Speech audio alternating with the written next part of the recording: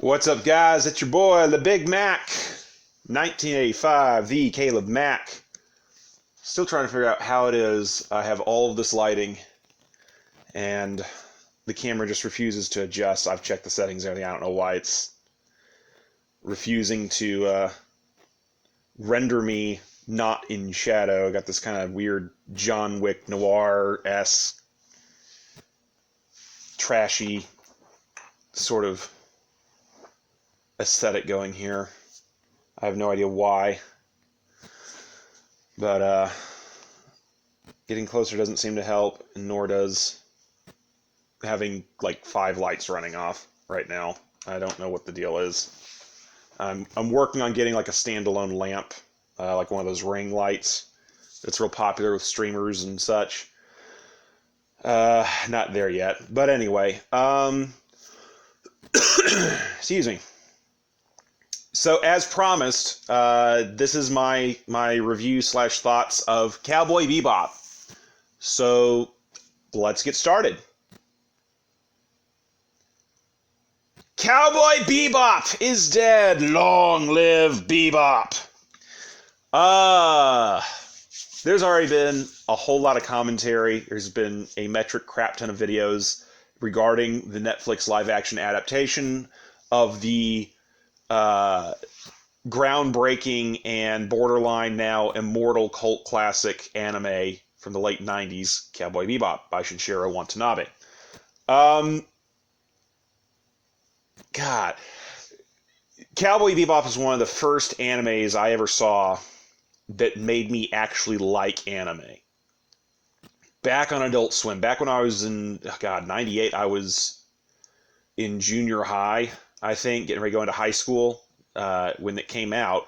I didn't see it till right before I started college. So it was about 2000, it's about 6 years later, I guess it was, about 2004.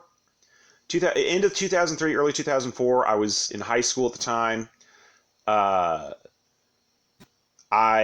that time, my exposure to anime was limited to literally Speed Racer, Digimon, and Pokemon. Now, my mom didn't like Pokemon. She didn't know anything about Digimon, thought they were one and the same. I was never a huge big Pokemon fan anyway. Always seemed very much geared towards a much younger audience in a lot of ways. They kind of tried to touch on some more mature themes, but I don't know if they were ever really that good about it. I don't think they did anything horrible. The whole Christian hang-up about some of the iconography and things they represented and potential pointing towards the occult and Satanism and such. I get why some of that was a thing. Pocket monsters and all that. Digimon was a lot more tame, no pun intended. By comparison, it was just this idea of, well, it's this video game aspect, kind of like with Sword Art Online and such. It's a video game. The only other things I can think of that I was exposed to that would qualify as anime specifically by that point was the American Christian adaptation, evangelical adaptation of a Japanese show, and it was called Superbook. And it was basically this Bible that fell onto a computer and zapped these kids back in time to Bible stories. There was also The Flying House, which was like a time-traveling house that went back in time as well. Actually, I think with Superbook, it was less that it zapped people back in time, more that this computer downloaded the Bible and these kids got zapped into it and were basically going through Bible stories like a choose-your-own-adventure game, if I remember correctly. That was kind of it. But then Adult Swim, I stumbled across one night. I was having some insomnia. I snuck out to the living room, cranked up the TV, and it had been on Cartoon Network for whatever reason. I think we were watching like a Justice League marathon, or I had been watching a Justice League marathon earlier. That was kind of what I was about. The DC AU was what I grew up in junior high and high school watching. The Adventures of Batman and Superman. The Justice League Unlimited, Static Shock, Teen Titans. Like, those are the shows I grew up in junior high and high school watching that I really enjoy, and to this day still do. It's some of the best TV, not just animated, not just superhero comic, it's some of the best TV ever produced because it's age appropriate, but it deals with a variety of themes. It handles things with a certain level of dignity and respect. There's some humor, plenty of action, and so other things I had been exposed to and things I'd heard of and sampled previously in the anime genre, I don't even remember half of them. The only ones that I ever actually enjoyed or got excited about was Old School Speed Racer, and that was it. But then on Adult Swim, I saw 3 different anime back to back to back one night, and I was just like, okay, this is actually kind of cool. I can dig this. And that was Big O, Trigun, and Cowboy Bebop. I can say safely, if not for that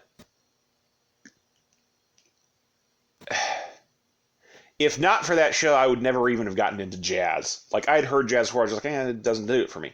But to hear that music, specifically bebop jazz, part of the reason that show is named Cowboy Bebop, and to hear it, but then to see these visuals that were timed with the music, emphasizing, downbeats, emphasizing scale progressions, emphasizing the pacing and the flow, really kind of got me hooked.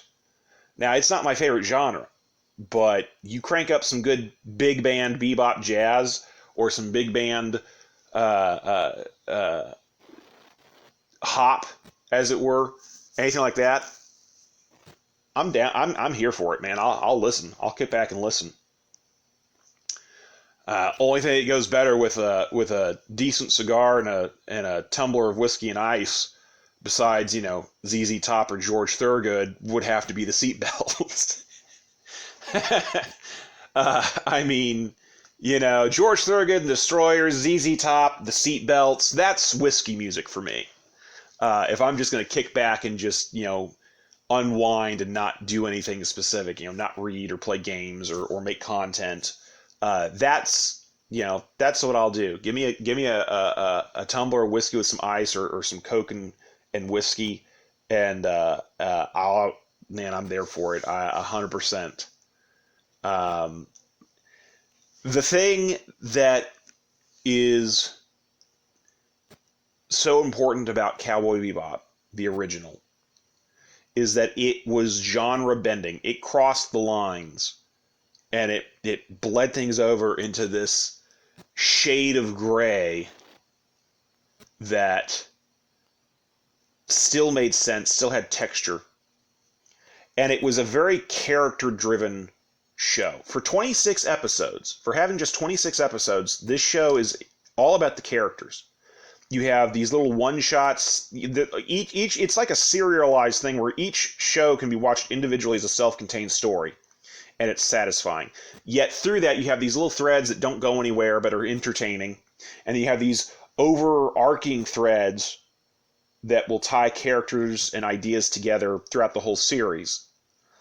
And the way that it addresses the notion of responsibility, of loss, of the choices we make, of the world as it is and how we deal with it, and the way we perceive it, and what we do about it, it doesn't offer any definitive answers, but it asks some very good questions, and it offers some very pointed and specific suggestions. And that's kind of what I like about it, is the fact that it means different things to different people. People I know that enjoy Cowboy Bebop, people that I know that have seen it and think it's just incredible, the animated show, the original, they all pull something different from it. And I think art in its truest, purest form, no matter what venue it's in, whether it's sculpture or music or animation or TV or books, whatever it is, any kind of art entertainment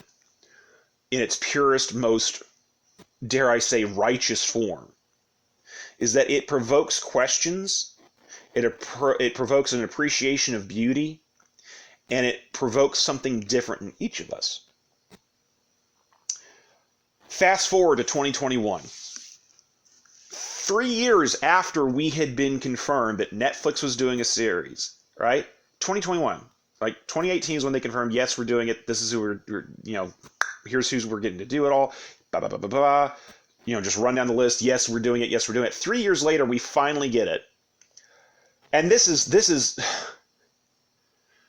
something like 10 years after people were calling for a live-action Bebop, right? 10 years, 2011, we had a tease that Keanu Reeves was attached to the project, and folks were like, "Oh, Keanu? Okay. Is he producing? Is he writing? Is he directing? Is he starring? We don't know, but he would love to do it. He's a self-proclaimed fan. This would be very cool." And then we hear nothing for 7 years until Netflix is like, "Yes, we have it. No, we don't have Keanu Reeves. Yes, we're going to do it. Stay tuned." And then pretty much nothing. And then we hear, "Well, John Cho, we just started shooting and he broke his leg, so we've had to put things off for 6 months or 9 months or whatever." Okay. Sucks. Or broke his arm. I don't remember if it was his leg or his arm. He was injured and it was going to be at least a 6-month recovery. All right, fine. So if we finally get it into 2021, and of course, the difference between 2018 and 2021 is wokeism is cranked up to 25 on meth. It's like we have enough wokeism in the culture at this point that the culture is dying because it's like an OD. It's like a drug overdose. It's kind of ridiculous, right? And I have a whole thing I'll probably be writing about that's wokeism versus being aware. Being woke versus being aware. And the thing is, people want to be perceived as woke, whether it's companies making movies or, breakfast cereal or individuals on, Twitter or YouTube, because they think it gives them some sort of moral high ground, some sort of moral leg up. It doesn't really. It just proves that you yourself have no moral substance. Being aware is different. Being aware is you understand the foundation as opposed to the veneer. And that's what woke is. Woke is a veneer. And the original Cowboy Bebop kind of understood this. Good people that produce good content, whatever it is, TV, movies, video games, whatever, they're aware. They're self-aware. Some of the best humor is meta humor, especially in video games, in comic books, and movies. And it is a self-awareness. And it is the ability to not just take a hit, but to hit yourself in a way, to laugh at yourself. The Deadpool movies thus far are arguably the best movies Hollywood has produced in the last 10 years, and really the last 5 years especially, because they're self-aware. They're not woke. And they are hysterical. And for the people that find them offensive, well, you find it offensive because you are such a frail, thin veneer of a person, you have no substance, you can't take a joke. Or you can't appreciate a joke. And it is that lack of honesty that has plagued Hollywood and Netflix and such for many years now. It's why Netflix has actually peaked. They haven't gained any new subscribers since the new year. That's never happened. They always get new subscribers. They haven't gotten any new subscribers. They've actually started losing subscribers. And Cowboy Bebop by Netflix is unfortunately the bastard child result of this, because here's the problem. I enjoyed it for what it was.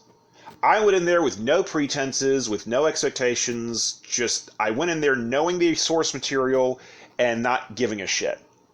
Not because I don't value the source material, but because I knew anytime you do a reboot or a rehash or a remake or a adaptation of something, you lose something, right? Lord of the Ring movies, fucking spectacular. The amount of content left on the cutting room floor is almost enough to make 3 new movies. And even all of that uncut, the director's edition, having seen the director's cut of all 3 of the original Lord of the Rings movies from the trilogy, which is like 9 hours long almost, by the way, and knowing that versus the actual book, if they were to do a direct adaptation of the book, and Peter Jackson got as close as you can to doing that without actually doing that, I believe, the movie would literally be 24 hours long. you would have to release it like, on a chapter, chapters 1 through 5, chapters 6 through 10. You'd have to do it like every 5 chapters. It would be a day and a half almost worth of film. That would take years to produce and do it right. So there's always something lost in translation when you do an adaptation. The big pitfall with doing a live-action adaptation of something animated is that if you try to stick too close to the source material, certain things simply don't translate. Case in point, Radical Edward. Mentioned on 3 different occasions in 3 different episodes. We don't find them. We don't see or meet Ed till the very end of episode 10. Is it episode 10? Yeah, episode 10 of season 1, which apparently right now, as it stands, is probably going to be the only season because Netflix has canceled it because Cowboy Bebop broke even insofar as like its reception. Because there were people that went in blind that knew nothing about it. I was like, oh yeah, that's kind of cool. They did almost a direct translation. The actor or actress that they hired, they did them up, put them goggles, had them do all the mannerisms just ripped straight from the animated, and it doesn't work.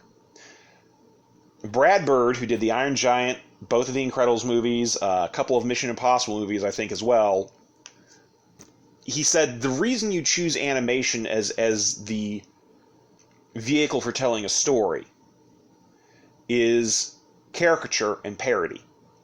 All right, if I have this, nerd that I am, I have the Special Collector's widescreen edition of The Incredibles, the original Incredibles, and on the DVD commentary and behind-the-scenes disc, 2 discs, movie with commentary, and then behind-the-scenes specials and whatever else, there is a part where he says, the reason you do this is for caricature. It's like, we could do this in live action. And we could tell the exact same story and be just as effective. But the reason you do animation is character design. Because you're trying to underscore and reinforce certain aspects of characters and certain aspects of the story you're portraying. And that's why the original Cowboy Bebop works the way it does, is because each of the characters, John Cho does a good job with the mannerisms and everything else. He feels like Spike, but an older Spike, which is a little bit against character, because Spike is supposed to be a relatively young dude.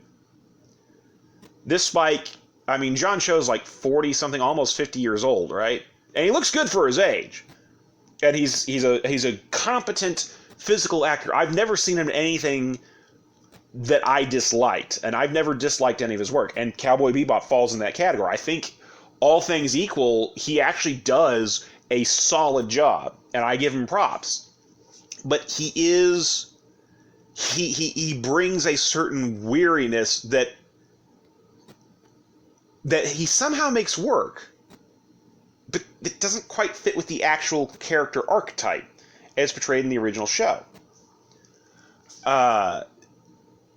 To be perfectly honest, I think the casting for the entire show actually was more or less on point. What's her face that played Faye would not have been my first choice. She kind of makes it work, but the problem is they jacked the character around so much. I almost feel bad for her, because it's almost like they took away certain elements she could have played around with and given us a better performance with. They dumbed down the character of Faye Valentine by taking away one of the core elements of her character and replacing it with just poorly executed tropes, which is sad. Because, the actress is cute. She's not bad looking. She has a pretty good voice for the character, I think. But then there are certain moments that just are like, huh? I feel terrible because I forgot the actor's name who played Jet, and I actually have seen him in a couple of things. I like him a lot. That dude who played Jet Black, it seems a little on the nose that a character named Jet Black is played by a black guy. A black guy there.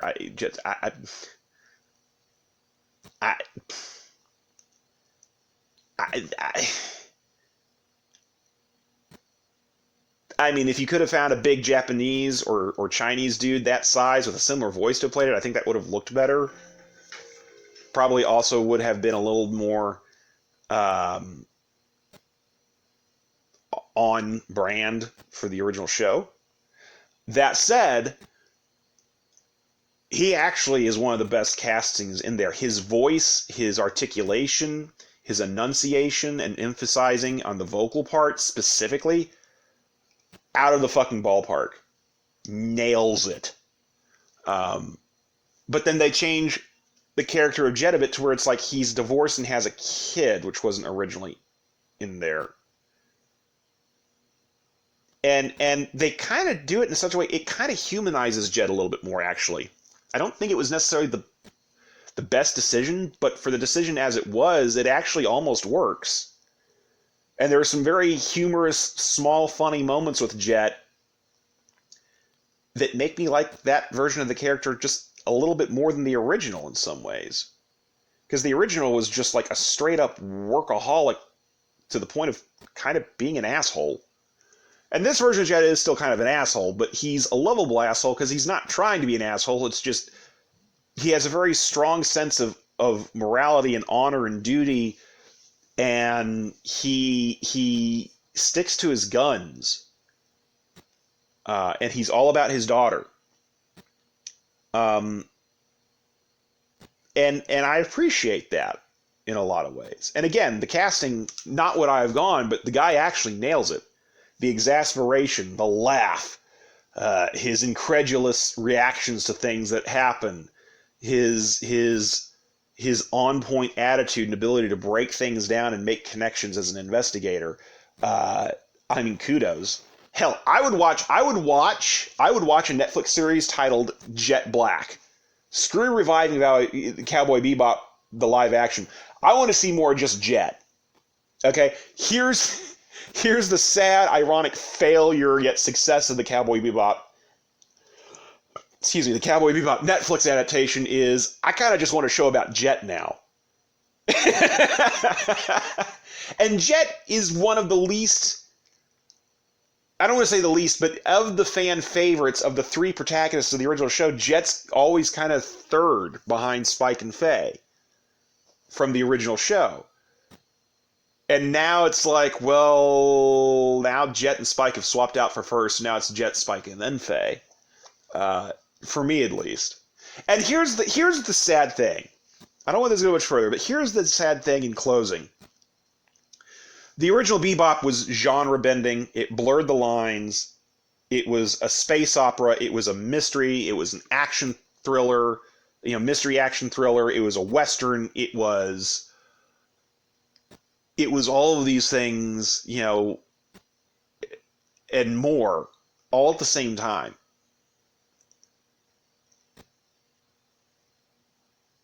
The new show, the adaptation, the Netflix adaptation, feels like they took that and like, well, we're going to pick a few bits and snippets of all that, and then we're going to jam it into this action comedy buddy cop Avengers Assemble ripoff thing.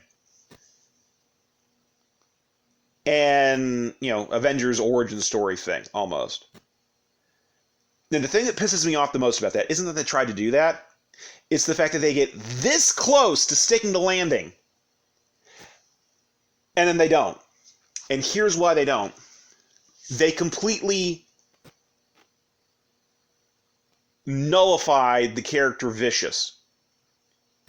Starting out, he very much is like Vicious from the original show, but then you get about halfway through and you see these snippets of the origin story, you realize that he's not this egotistical, narcissistic, ambition-driven, avarice-riddled monster. Oh, no. He's just this whiny little prat with daddy issues and a boner for murder. And he gets so deconstructed that by the end of it, he's literally his mistress's bitch, Julia, who goes from being caught in the middle between Spike, who used to be called Fearless, and Vicious, and ends up dying for this because she started out with Vicious and went to Spike eventually because she realized what a monster Vicious was versus the semi-noble professional rogue type character that Spike ultimately always was. And she ends up dying for this betrayal. Instead, she becomes the big bad. Because she's like, oh, well, it's your fault because you left me with him. And Spike's like, I was told you chose him over me, and then they tried to kill me. So I figured you didn't actually love me. Otherwise, I would have come for you. And Jill's like, well, it doesn't matter. You didn't come for me regardless. So now I'm a monster, and it's your fault. And Vicious is now my bitch. So, which is an interesting twist, by the way. It is an interesting twist. I think the way they executed it was bullshit. It would have been better to have seen, because it's like Julia is kind of maintaining this wide-eyed, scared, crafty innocence almost, and then she kind of makes like two hard turns, and now she's like this sociopathic dark mistress or some shit. Master manipulator. I'm sorry, but sweetheart, if you start out as a dive bar, as a mob dive bar lounge singer, you don't become the mob boss. Just because, you spread your legs a few times for the one dude you find out is, like, easily manipulated, and then start a fucking civil war that you manage to manipulate and get everyone else killed, and then suddenly you're top dog because who's left? The foundation of that isn't the problem, but the way that it's executed is just piss poor and lazy. It's just, and I'm not going to get into all the other stuff with different characters where they're not supposed to be, and new characters that they invented just for that, and most of that doesn't bother me, other than they kind of beat us over the head with their wokeism on that, and I'm just like, just if you're going to do that, do it like Deadpool did it. Just have the people exist as people, don't make a big deal about it. If the future really is female or all-inclusive or whatever else, then you shouldn't have to be, beating everyone over the head with signs and bullhorns over it because you've achieved your goal. Everyone's equal. I mean, they kind of already are, but that's a whole other conversation. In summary, the high points, music, of course, the original folks came in and did that. Absolutely fucking on point. Absolutely awesome. They reuse a lot of the original tracks from the original show, but they also had some new ones in there. Is all good. The soundtrack is worth it, if nothing else. Even if you don't even want to watch the show, the soundtrack itself is so much good music. Even if it's not necessarily your speed, it's something different that I think you'll enjoy. And if not, well, fuck you. Goddamn Philistine. Uncultured swine. The music is on point. The visuals, fucking spectacular. I mean, they didn't fully emulate, but they kind of copied aspects insofar as the color palette and the saturation and the different effects from Speed Racer, which was like an LSD trip. If you've never had LSD, I guess. I assume that's what LSD does to your perception, at least. I don't know personally, but it fits descriptions I've heard. But then again, they were staying very true to the source material. Obviously, Speed Racer versus Cowboy Bebop, two different target audiences, two different time periods, two different styles, two different intents. But both good. Acting was actually more or less pretty good, I thought, by and large, even in instances where it really felt ham-fisted or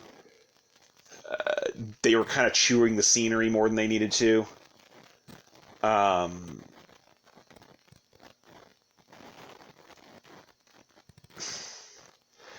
Again, the fundamental story is there. It's good. It really disappoints me that they kind of beat us over the head with the whole wokeism bullshit, because I think if they hadn't, it probably would have been much better received. There is currently a petition for Netflix to bring back Cowboy Bebop, because folks are like, okay, yeah, we want to see what Season 2 had in store, because there's some implications at the end of Season 1. We'd like to see it, because why not? I mean, we're curious. And I personally think that if a show deserves a chance at redemption at this point, all things being equal, given the state of pop culture and everything else right now, yeah, I would say do it. I would say Netflix needs to bring it back and do it. If only so that hopefully they can redeem themselves with a little bit better storytelling choices. That's just me. I know there are plenty of people who would agree, plenty of people who don't care, plenty of people who disagree, but I would give the Netflix adaptation of Cowboy Bebop a 6 out of 10. I mean, it could have been a lot worse. It could have been so much better. And the thing that disappoints me the most is, again, they get so close to sticking the landing on actually making it this action comedy origin series. It's like if just 2 or 3 jokes had landed different, or if 2 or 3 things had been done better or changed, or if there was 1 or 2 less cringe moments where it's just like, if it had just been that much different or better, they could have stuck the landing. It might not have been pretty, but they would have stuck it. But that's just me. So that's my Cowboy Bebop review. I hope you guys enjoy. I will try to have 1st of February, there will be a compilation video dropping. I'm giving myself a little bit of wiggle room here because I am still downloading clips. I realize now I have a lot of clips to go through. Some of them really aren't, well, about half of them so far aren't all that good. Others are actually pretty cool. I look forward to sharing it with you. In the meantime, guys, be excellent to each other. Taxation is theft. Never lie. That way you don't have to remember anything. This has been your boy, the Big Mac 1985, the Caleb Mac. Oh, also, before I forget, just remembered, Aggro Squirrel, if you go back to his page, if you go back to his channel, a couple of videos ago, a day or 2 ago, he dropped a video called The Gods of War. He features 2 more of my stories from HFY on Reddit. Give it a watch. He does a really good job. The 2 stories he picked I really liked. I am working on a few more little short stories of that nature. Who knows? Maybe they'll be up here on YouTube later this year. Huge shout out to Aggro. If you go to the previous video, you should see the link to the channel. I still can't get all the links in the description to work for some reason. Whatever. If you can find them, you can find them. If not, Google that shit. Google or DuckDuckGo or whatever you use as your search engine. Plug my tags in there. Take a look. In the meantime, this video is way long enough for what it needs to be. I'll talk to you guys later and see you next time.